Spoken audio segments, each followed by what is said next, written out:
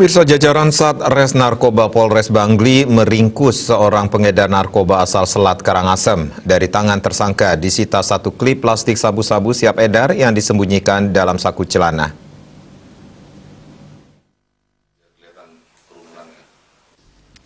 Pengungkapan kasus yang melibatkan tersangka IMA berawal dari informasi yang diperoleh dari masyarakat bahwa di depan sebuah minimarket sering terjadi transaksi narkoba.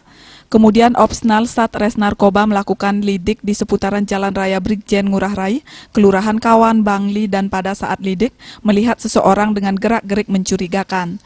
Tim Opsnal Satres Narkoba mengamankan seorang laki-laki yang mengaku bernama IMA dan melakukan penggeledahan badan dan pakaian.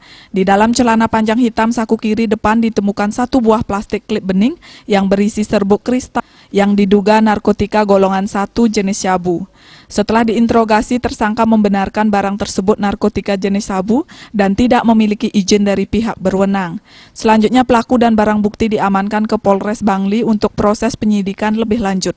Barang bukti yang disita sebuah plastik klip bening yang berisi serbuk kristal yang diduga narkotika golongan 1 jenis sabu dengan berat 0,34 gram, satu buah handphone lengkap dengan SIM card dan kartu memori, satu buah celana panjang warna hitam, satu unit sepeda motor DK 6412 SV, dan surat kendaraan.